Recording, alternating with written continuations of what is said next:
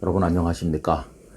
오늘 7월 12일 주일입니다. 오늘 거룩한 예배자로 하나님께 영광을 돌리시고 그리고 많은 하나님의 은혜 가운데 기쁨이 충만한 하루가 되기를 간절히 기원합니다. 오늘 함께 읽을 말씀은 요한일서 4장 11절입니다. 사랑하는 자들아, 하나님이 이같이 우리를 사랑하셨은즉 우리도 서로 사랑하는 것이 마땅하도다. 아멘. 오늘 말씀은 하나님께서 우리를 사랑하셨기 때문에 우리도 서로 사랑하는 것이 마땅하다 하는 내용입니다.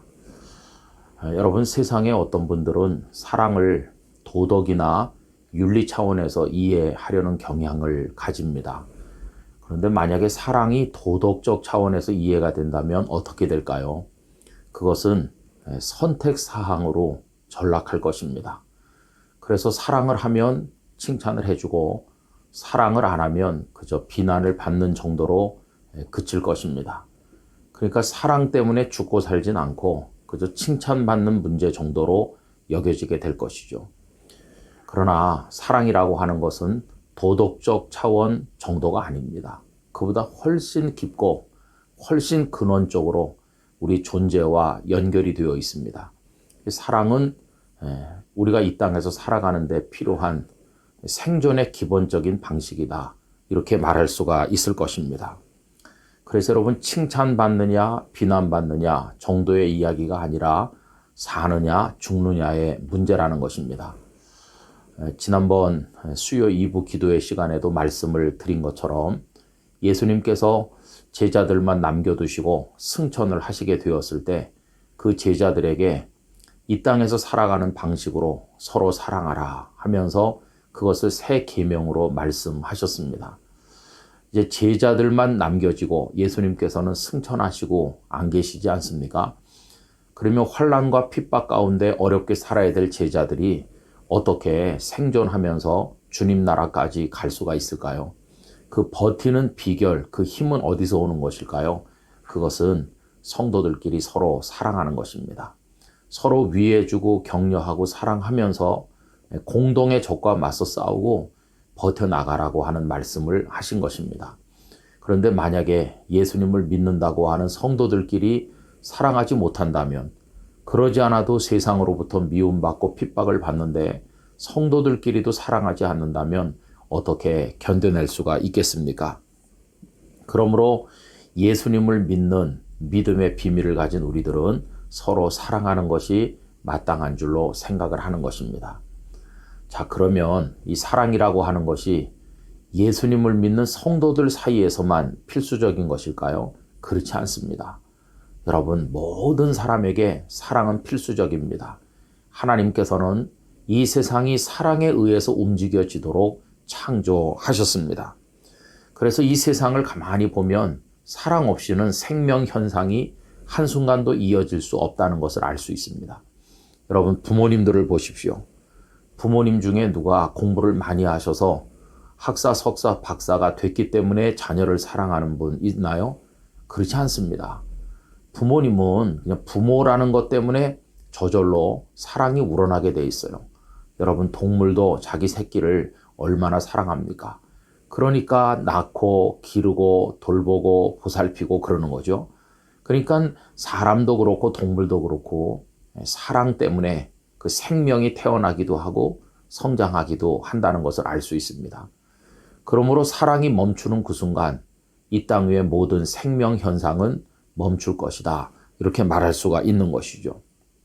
그래서 사랑은 우리가 존재하고 살아가는 데 있어서 가장 근원적이고 필수적인 것입니다. 여러분, 돈이 많은 부자 중에 혹은 또 인기가 많은 그런 인기인들 중에 지식이 많은 지식인들 중에 스스로 인생을 포기하는 사람이 나오는 이유가 뭡니까? 지식이 부족해서인가요? 돈이 없어서인가요? 인기가 없어서인가요? 아닙니다. 다 가진 것 같은 사람이 왜 삶을 포기할까요? 그것은 그가 사랑에 문제가 생겼기 때문입니다. 사랑받는데 문제가 생겼든지 사랑하는데 문제가 생겼기 때문에 인생을 포기하는 상황에 이르게 된다고 생각을 합니다. 여러분, 사랑의 반대말은 뭘까요? 많은 분들이 사랑의 반대말은 미움일 것이라고 생각합니다만은 저는 죄라고 생각합니다. 왜냐하면 죄가 이 땅에 들어온 이후로 사랑이 파괴되기 시작했기 때문입니다.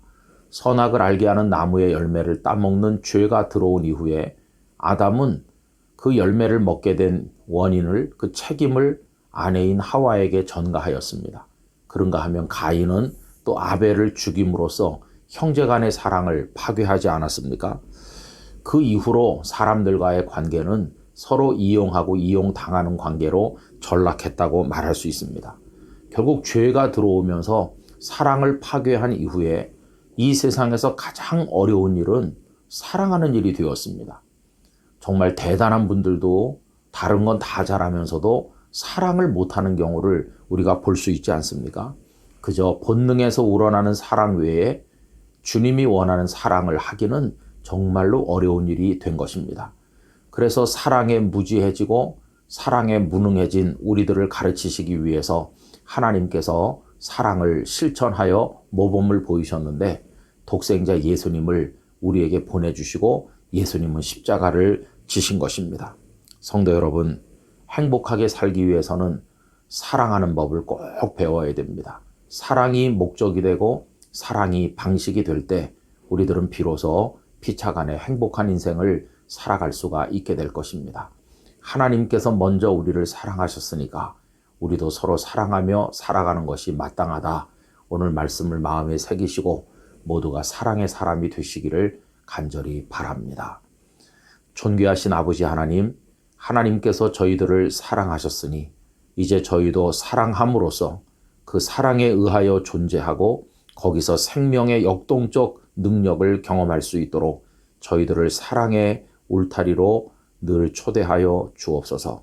사랑의 능력자로 살게 해 주시옵소서. 예수님의 이름으로 기도하옵나이다. 아멘.